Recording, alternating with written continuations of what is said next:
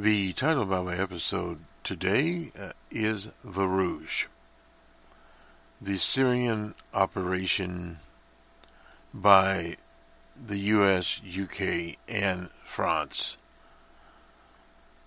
on the 18th of February 2018 from WBRN Radio and on the Boston Red Network. We'll get right at this. We'll start with an interview by the Soviet Foreign Minister, Sergei Vidanov.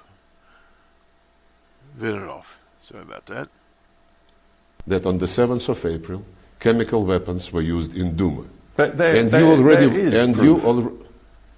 Can you? Emmanuel Macron and the French have made it quite plain. They have intercepts which show helicopter movements, Syrian government helicopter movements over Duma. They have pictures of gas canisters found at the site of the attack.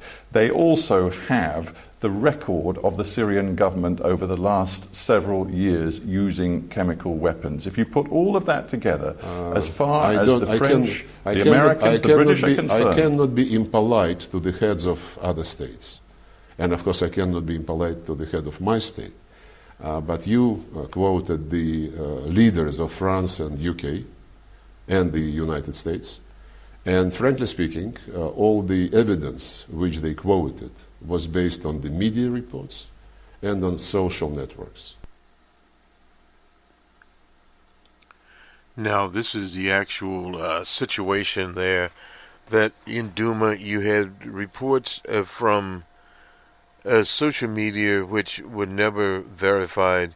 You also had reports from NGOs that were directly connected to the USAID. This was a part of the Ruse. This episode was inspired by an article from Bloomberg, and the Bloomberg News, what they were talking about, warships, Ruses, new stealth missiles, how the U.S. and allies attacked Syria. Now, this was on the 14th of April, was this particular dispatch. Now it starts out here, DJ Trump outraged over another apparent chemical attack, and look at the words they use by the Syrian authorities.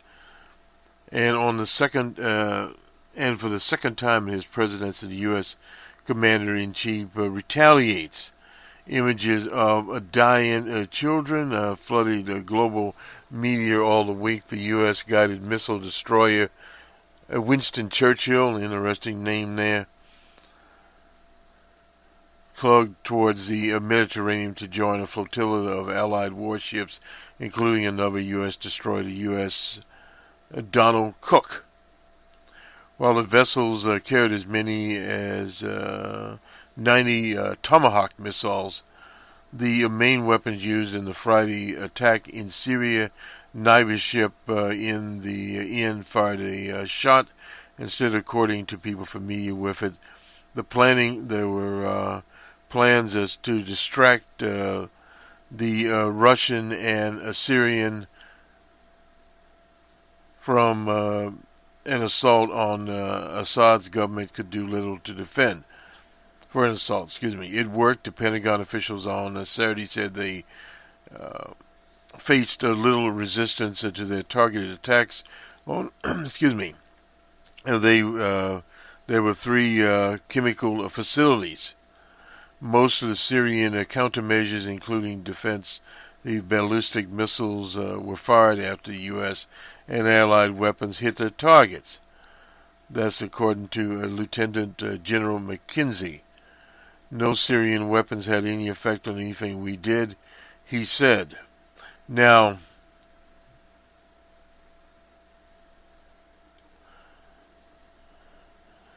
what is very interesting here, the article goes on to say a decision by the Assad regime to again use chemical weapons on its own people didn't by itself spur the U.S. to act.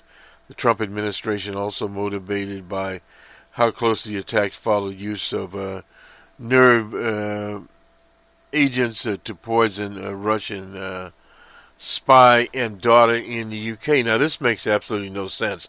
The UK incident had a concern held by Trump, his top aides and leaders in the UK and in France, but not responding might encourage proliferation of chemical weapons, according to administration officials speaking in an anonymous background. The stratagem how to respond took shape.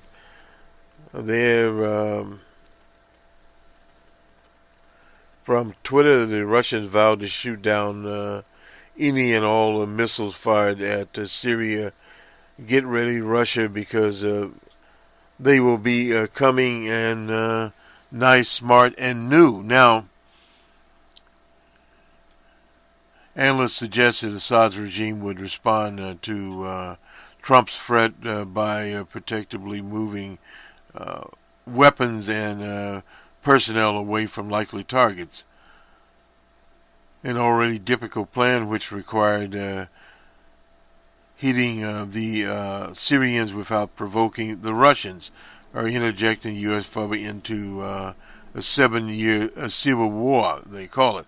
The big price here in the White House, Trump met with his so-called advisors, the French President Macron and the UK Minister May. Now, one thing to remember, that both of these countries are led by right of center presidents and our prime ministers. May is the leader of a very fractured Tory party, and Emmanuel Macron is a right of center that actually created his own party, and he is vastly unpopular in France. During a meeting with the Security Council to finish this out here, Joe Danford, he's the Marine Corps general, is the Joint Chiefs of Staff there. The president asked Bolton and the military leaders to justify each potential target, and was particularly focused on limiting the risks of escalation. Well, so they say. These people would not know. And from the UN, another bogus thing there with Haley, and we'll get into some of those problems there. The U.S. sought targets that would limit any involvement with the Russian military forces and reduce the risk of civilian casualties. Now, we've not had any reports on civilian casualties, period. A barrage of 105, and there's been different counts on this, of U.S., UK, and French missiles converged on Syria. That was on Friday night. They came across the Red Sea, the Arabian Gulf, and the Mediterranean, homing in from 3 directions, overwhelming whatever missile defenses the regime, the Syrians, had, according to them. Russia's more advanced air defense systems didn't engage the Allied weapons, according to the Pentagon, but they did not attack those. Now, the Allied weapon included 19 new extended-range stealth joint air to surface standoff attack munitions launched by B-1B bombers. Now, they were headed out of Qatar, an air base in Qatar, and 6 Tomahawk cruise missiles launched from a Virginia-class U.S. John Warner submarine. The bomber launch missiles were built by Lockheed Martin to a cost of $5 billion. The U.S. cruiser Monterey fired 30 Tomahawks, and the destroyer U.S. Laboom fired 6 Tomahawks from the Red Sea. The destroyer U.S. Higgins fired 23 Tomahawk missiles from the Arabian Gulf. So, in other words, these were basically an attack of cruise missiles, and the British used Storm Shadow standoff missiles launched by Tornadoes and Typhoon jets. 9 missiles were fired at what the Pentagon was a chemical weapon. This is 9 SCAP missiles there, and the Tomahawks and 8 Storm Shadows. Now, all these missiles were fired from roughly 1,000 miles away from the targets in the Syrian capital, period. And this in itself was a part of the ruse. In other words, what they assumed was coming, according to the Pentagon, never occurred. In other words, a flotilla, and one word about flotillas, it takes a very, very long time for flotillas to assemble. So in other words, these things were, the so-called flotilla was just a ruse, but the whole operation was a ruse. And as we go forward here, and we start to look at various things here, this is a press release on the 13th. This has been Friday the 13th. Out there on the various weapons that were chemical weapons attacked in Syria. This is in 2017. Again, this was a situation where you had empty bases. There was literally no one home at the time, period. And then there was a call for additional sanctions on the Russian Federation by Nikki Haley, the UN ambassador. And evidently the Trump administration backed off and said no, there were no additional sanctions here, and that she was just temporarily confused. As Larry Kudlow, the economic advisor, said there, and she basically said she was not confused. Now we will wonder how long Nikki Haley, survives here in this very cutthroat situation with the Trump administration. That's very important to understand that. Now, as far as the chemical weapons themselves, we played that with the minister now. The Syrian chemical attack investigators await a green light to go to Duma. Now, they had not went to Duma yet. The UN security team visited on Tuesday. The permanent representative there, Basker Jalant, told the UN Security Council. Now, this is the French officials raised concerns that the Russians might have tampered with the evidence. The government insists the incident in Duma was fabricated. No doubt, because what you didn't have here, you didn't have any independent confirmations of event from social media. Now here, these so-called medical opposition activists and medical organizations, the medical organizations rescue workers, more than 40 people were killed when an aircraft dumped a barrel bomb filled with toxic chemicals on the town, which was still held by rebel forces. Now, there has been information before that these so-called rebel forces themselves have chemical weapons that they have stolen from various places. And from the UN, if the UN, United Nations Security team decides that the situation in Duma, then the fact-finding team will begin its work in Duma tomorrow. That would be Wednesday today.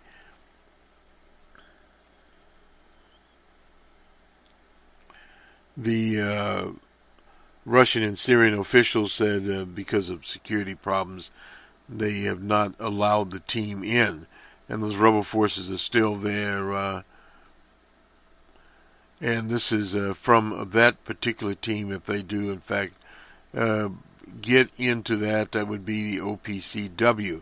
But the OPCW is an investigative team, is not a team that finds any fault, period there. So this is part of it. Let me see if I can get this.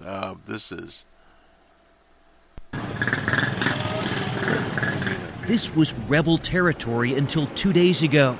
And today we made it to the very house where that suspected chemical attack took place. All of a sudden, some gas spread around us, this neighbor recounted. We couldn't breathe. It smelled like chlorine.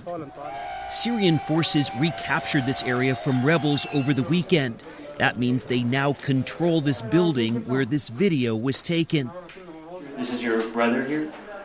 Nasser Hanan's brother Hamze is seen in that activist video, lifeless and foaming at the mouth. In the kitchen, he told us how his brother had tried to wash off the chemicals. How did the chemicals get here? The missile up there, he pointed, on the roof. We asked him to take us to where the missile allegedly hit, and he took us up here and pointed there. Where we found a missile neatly resting. Syria insists there was no chemical attack, while the U.S., France, and U.K. blame Syria. And since those coalition airstrikes, Bashar al-Assad's government has tried to show it was unaffected, today highlighting their military gains. This is exactly what the Syrian government wants us to see. Syrian forces here in Douma and back in control. Rebels had run this Damascus suburb since 2012, and the intense campaign to recapture it started in February with Russia's help. This was apparently a bomb-making factory for rebels here in the heart of Douma. You can see the makings of fins for mortars over here, and take a look down here. You see this bin that appears to be homemade grenades. The human toll of the fighting was evident in the main square this afternoon. Hundreds of thousands of civilians have been living here, many without food for months. You can see the desperation here, people just hoping for some bread. We asked this mother of 5 why she didn't leave if the fighting had been so bad. We tried more than once, she told us, but the rebels wouldn't let us go. Now, that explains some of the situation there, but from looking at this, this was a CBS News video here, that the people that supposedly had not received any food for months were evidently well fed. Now, they were getting food from someplace, and usually when you have these occupied situations as they were there, these various rebel forces that held that, they were showing so-called homemade weapons factory, grenades and all that. And it was interesting, the reporter from CBS was actually walking there because many times those kinds of weapons could actually explode. So this tells you a little bit about what was going on there. And they interviewed a man whose brother supposedly got hit with the chlorine there and was trying to wash it off. Now, we don't know the state of the brother, but this guy evidently was okay, and they showed an old bomb. Now, this is all staged. We'll find out if anything happens. But you have to look at the entire scenario, the Ruse, we call it, that the Syrians were informed, and they knew which so-called sites would be targeted. So those sites were cleared out of not only weapons but people and everything else. So that was the end of the whole story there. As far as that was concerned, we don't have any list of quote-unquote human casualties figures at all. So the whole thing turns into a very clever ruse that costs billions of dollars. Now, on another front, the CIA chief, he'll be the Mike Papillon, traveled to Phnom Penh, that is in the Democratic Republic of Korea, for a secret meeting with the leader, Field Marshal Un. The meeting to prepare for a direct talks took place on April the 1st, which it was April Fool's Day. Now, I don't know if this is April Fool's joke or not. But evidently he was there, and period. They did evidently have the clandestine meeting with Mr. was first reported by the Washington Post. Papillon was nominated to replace Rex Tillerson as the Secretary of State. So this is whole thing here, how the U.S. Communicate. The U.S. does not have diplomatic relations, supposedly back channels. But now this would be an interesting so-called foreign policy situation by the Trump administration, a deviation from Wilsonian foreign policy if in fact there are any breakthroughs on the Korean Peninsula. The ramifications of that could be a process where U.S. troops would be leaving that peninsula, and at the same time the reunification of quote-unquote the two Koreas. Now that would be with political considerations or perhaps how they would do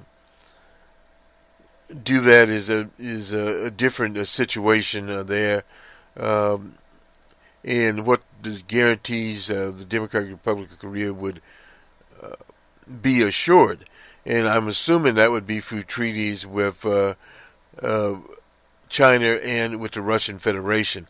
They would back anything. In other words, if there were any relinquishing of nuclear armaments by the Democratic Republic of Korea, there would have to be assurances there against attacks. A very similar situation you see is taking place in Syria, when in fact what is happening there, DJ Trump has talked about pulling out what few troops he has in there. Now you have to also understand there are various paramilitary contractor types in Syria that represent the U.S. government other than the troops.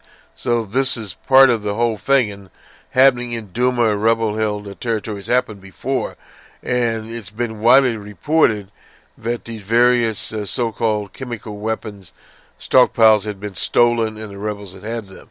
So again, this so-called proof that they have has not been out there other than in the mind of Emmanuel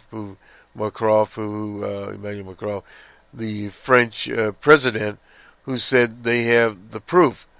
But you have to understand that their involvement was very limited. I believe the French had 3 or 4 planes involved and perhaps 1 ship. So in other words, the U.S., the $5 billion, was pretty much the whole operation. So the whole American foreign policy is becoming more of a ruse. We've had this before, remember, with weapons of mass destruction. Some other news here, the former First Lady Barbara Bush passed in Houston, Texas. That had been widely reported. She had prepared for her passing, and she was 92 years old, I believe is what she was. I'd have to look back at the scenario here. But this was starting with the Bloomberg report here about how the ruse was put together. But the ruse was more than just involving stealth missiles and involving these ships there.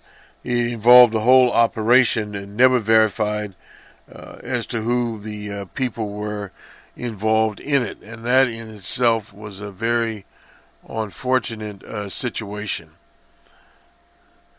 But we tend to have that. So the meeting has been confirmed with looking at Bloomberg here with the Korean people.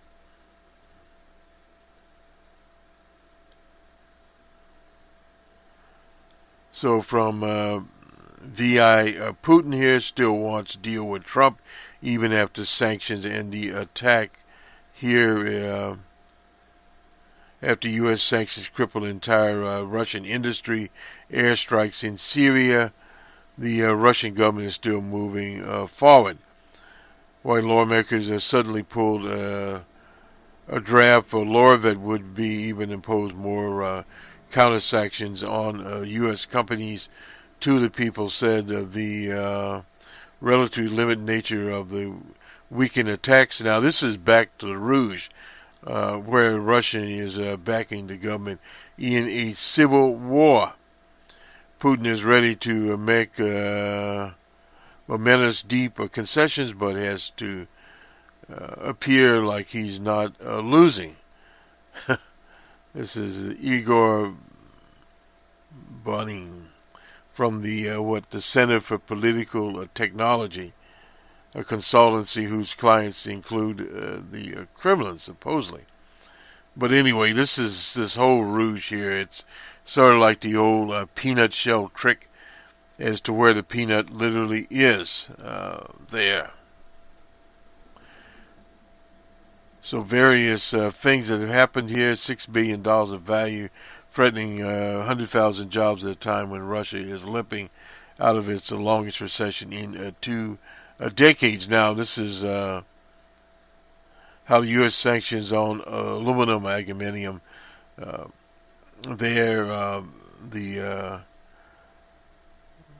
in Hong Kong, Despaska, the giant has plunged about 70%. It could be too late to revive the downward spiral, no doubt about that there. But some of the things that are going on here with these so-called trade wars, so we shall see there. In other words, a part of it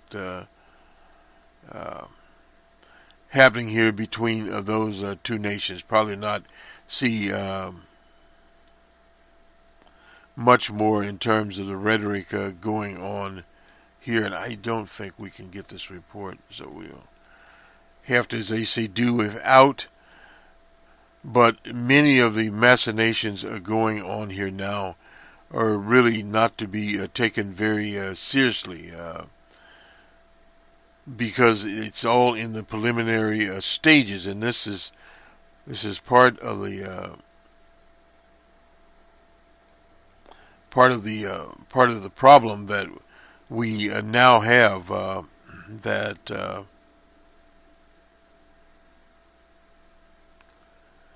we don't really have a situation that in so-called foreign policy is a very stable, and it's not coherent.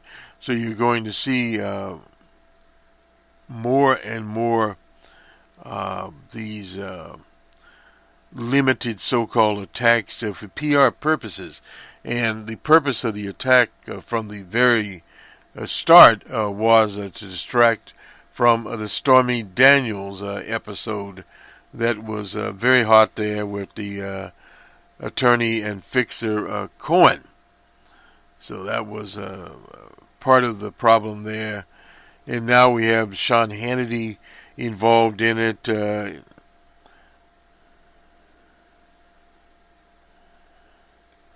Now, let's see. In Hannity's rising role in Trump world, he basically had a desk in the place, according to this. Is from the Washington Post. Calls between Trump and Hannity come early in the morning or late at night after the Fox News host goes off the air. They discuss various ideas.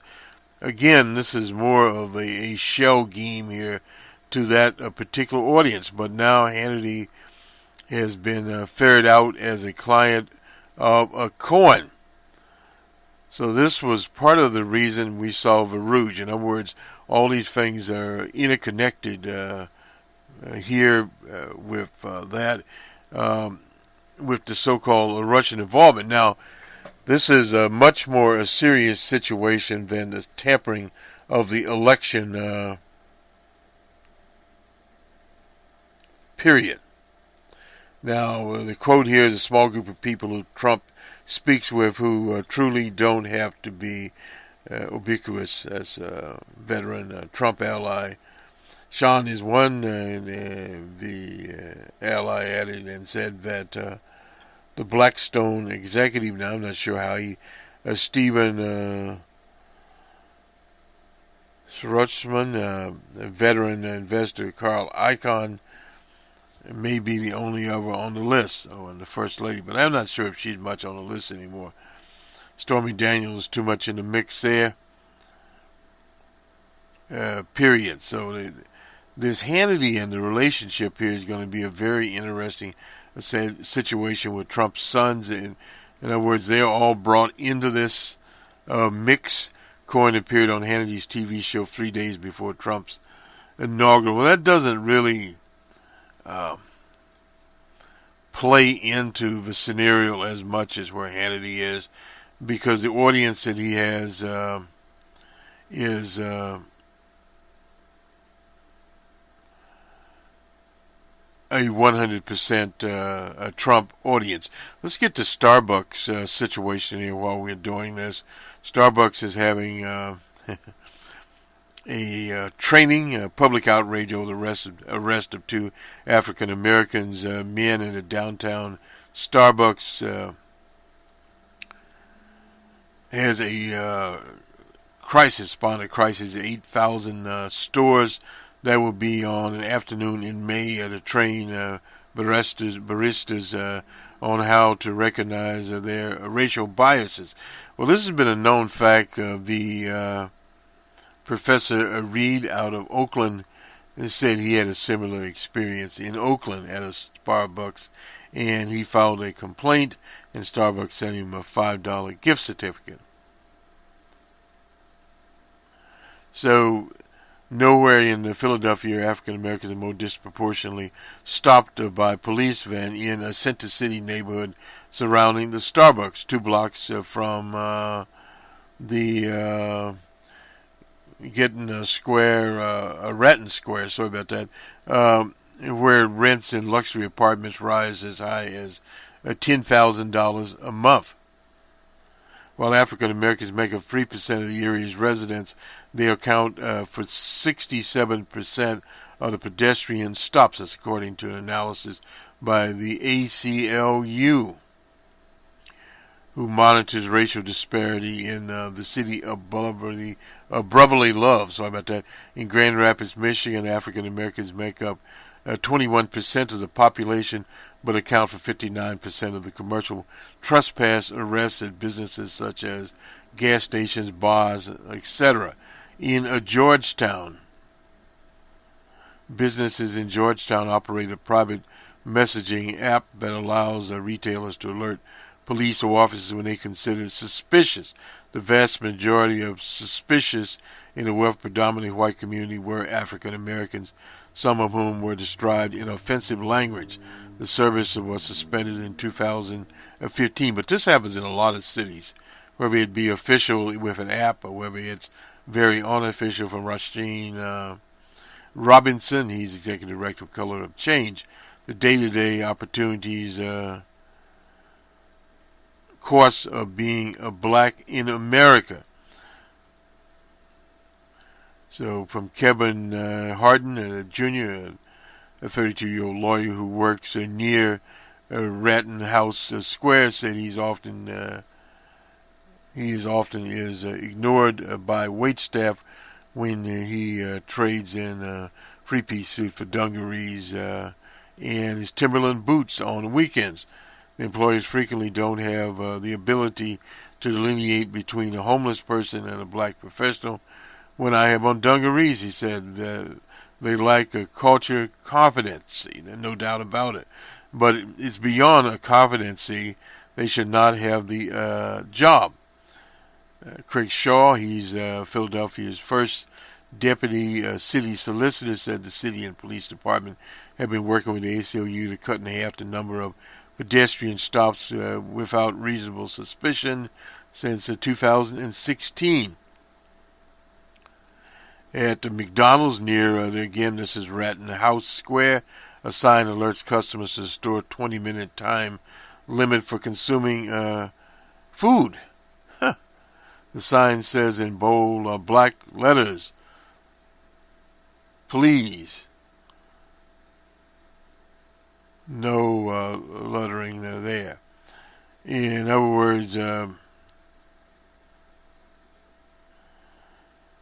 if you are lettering there, and a trespass once a day, says employers have to escort an unruly visitor or patron out of the store. Some so-called restaurant there Kathy Roper, she's Deputy Legal Director of the ACLU of Pennsylvania, said business owners use law enforcement to frighten away people they don't want there. Businesses call the police all the time to keep people who they don't like the looks from congregating in front of their stores. It's homeless people, not only African American people, no doubt about that.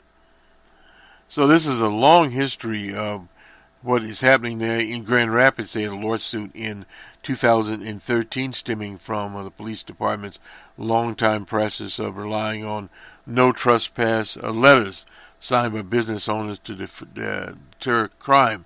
Police use the program to justify stopping, questioning, and sometimes we've seen that happen in other jurisdictions who they deem did not have a legitimate business purpose to be on the property, even without speaking with the business owner or a worker about the person. They consider the program a viable law enforcement tool designed to combat low-level, that's the broken window theory.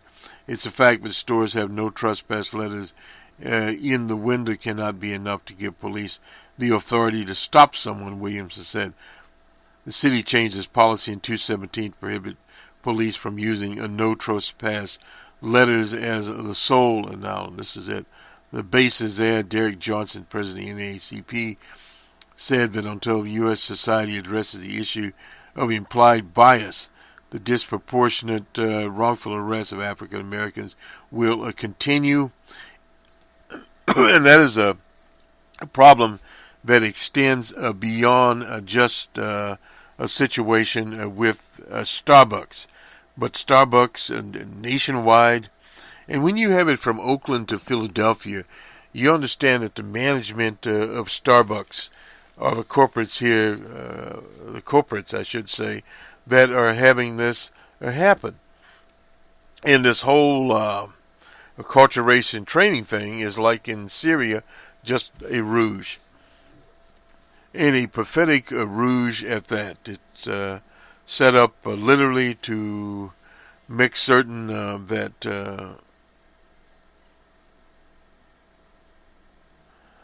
it appears as an honest situation. Incidentally, the IRS's online filing system is now restored. 24-hour extension has been given, or was given. Let's see. Make sure the end of Wednesday. So it's it was the 17th. Now it's the 18th. To make sure we get this right. Deadline extended by one day after collapse of technology. This is the Washington Post. Announced late Tuesday that it would let taxpayers submit tax return without penalty through Wednesday. Monday was the original day. What happened as close to, 5 million Americans were expected to file. This is their electronic filing a program. The episode recalls a high-profile case as well. That was the Affordable Care Act. That was totally a different situation there.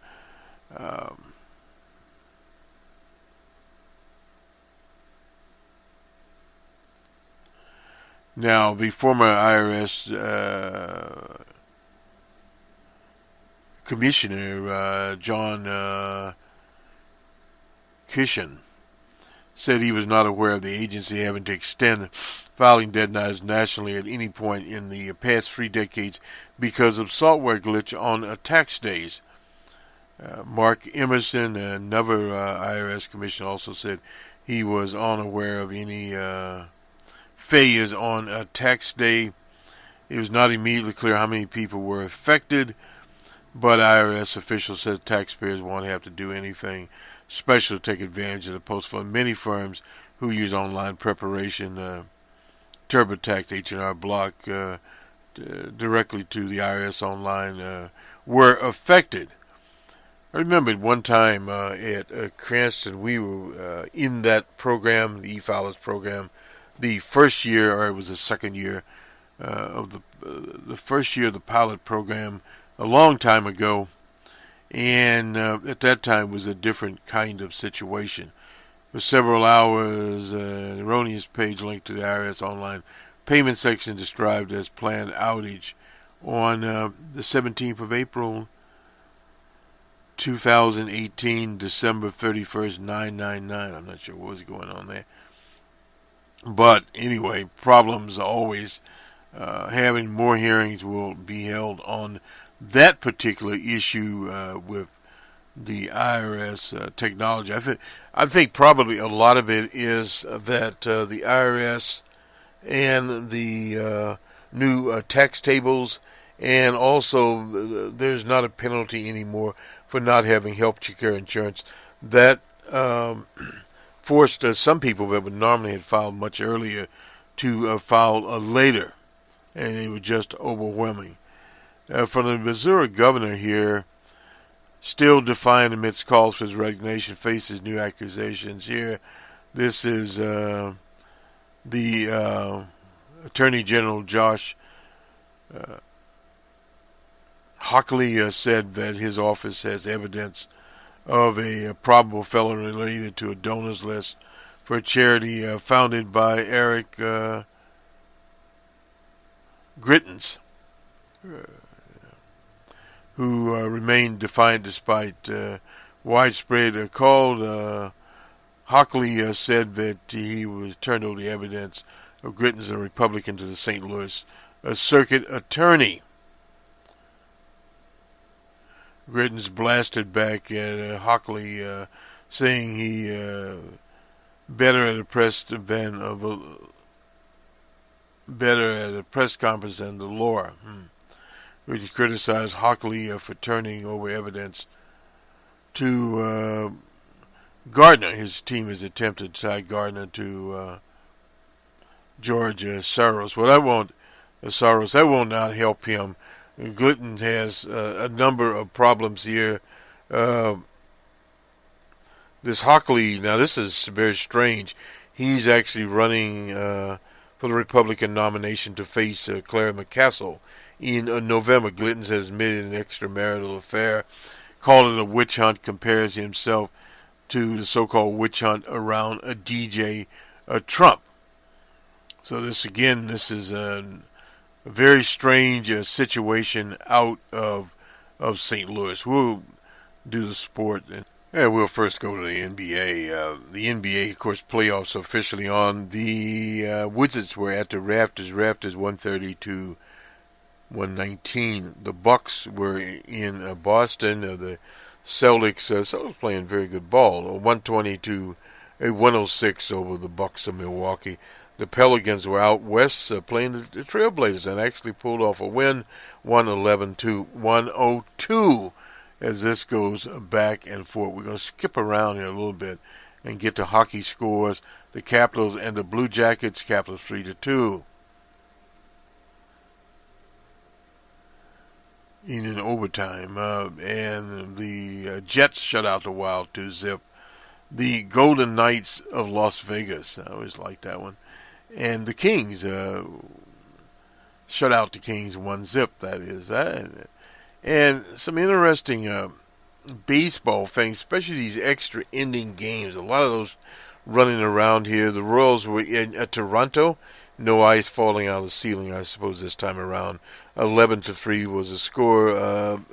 The Blue Jays over the Royals. The Marlins were in New York. Marlins 9-1 over the Yankees.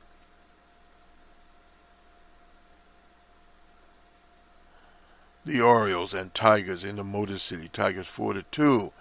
The Rockies and Pirates in Pittsburgh. Kind of an unusual one there. But nonetheless, the Rockies shut out the Pirates 2-0. And in 10, almost the second game here, the makeup game. Nonetheless, the Royals and the Blue Jays 5-4 in the makeup game.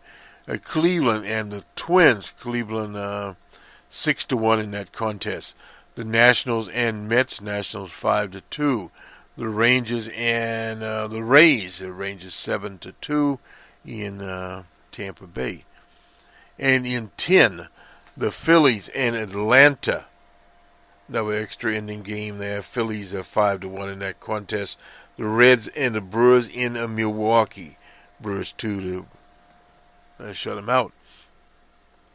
The Cardinals and the Cubs in Wrigley Field. I missed that game, but nonetheless, the Cardinals 5-3 in that contest. Chatwood was a loser for the Cubs. The Cardinals had 7 hits, 1 error, and the Cubs 6 hits, no errors. Giants and D-backs. Been a duel. But nonetheless, the Diamondbacks won that one 1-0 there. And the White Sox and Athletics out in Oakland. The Athletics 10-2. The Red Sox and Angels in California. Sox pulled that one off 10-1. The Astros and Mariners in Seattle. Astros started winning again 4-0. And a game we tuned into, 12 innings, another extra inning game. The Dodgers were at the Padres in San Diego. It was a 3-3 game into the 9th. And then the Dodgers jumped ahead, and they kept jumping. They got 4 runs there, and they ended up with 11 hits, 1 error for the Dodgers, and 5 hits, 1 error for the Padres. The winner finally was Alexander there, a guy named Tyler Webb that just came up for the Padres, was a loser, but they used a number of pitchers in that dynamic. It was, as a friend of mine would say, it was not very good pitching there. It held up, though, however, the first few innings, and the Dodgers had the game there, and all of a sudden, Mr. Kenley Jensen, there's a Jansen. Anyway, he gave up a 2-run homer, which tied the game in the 9th, and that was really what put it into extra innings. I think it's the second time this year that he has, as they say, been knocked out giving up homers. So he gave the homer up, and the 3-1 game became 3-3 game, and they went into the 12th. It appeared to be more than that. Well, the 12th, yeah, because when they played, the 10th, 11th, and the 12th, bottom of the 12th, finally got the Padres out. Alexander did. They ran out of bench players, and they were about out of pitches, both teams. So, in other words, this is exhausting in the early innings of the 2018 season. Very unusual situation set up there. What is the problem? Well, in the Dodgers and Padres game, there was a call there. I think Mr. Twee was involved there, but he actually did catch a ball that the ump called not a catch, and it was actually an Al Wendelstedt was the ump there. I forget what his name is. His father was a long-serving umpire in Major League Baseball. I mean, he was a National League ump. But anyway, they don't have that designation anymore. Things have changed. Just like now they have the walk is no longer they throw balls. They just give the walk out there. They have instant replay. Now they also have a situation where the teams are limited at the number of appearances they can make at the mound. They count that on the scoreboard. But has that speeded up baseball? The answer is no. Baseball, these 5.5, average baseball game, even us as enthusiasts, 3.5 hours maybe at max. But now we're getting into 5.25, 5. They started on the West Coast at, I believe, 7 o'clock, and it was 11 something. So in other words, 5.25, 5.5 hour game, because you have pitching changes, etc. All these things thrown in to one. So in other words, it's part of the problem. This does it for us, the Ruse. It was a very clever ruse? No, but what happened was in the Western media, and I'll comment on this, if you look at the BBC and the major newspapers, major TV networks in the U.S., Friday night, it was a story into Saturday, and it kind of died. Now, the Sunday talk shows, there was some talk there, but This whole thing has died. We started out with about 100 people dead. We got down to 60. Now it is 40 of them dead there. Now the Russian Federation forces and Syrians were in there, and you would assume that if there were bodies there, they would have found the bodies and done some autopsies and done other things to see exactly what was going on there. But the whole question here, to define any type of logic, the Syrians were winning. Why would they drop chemical weapons?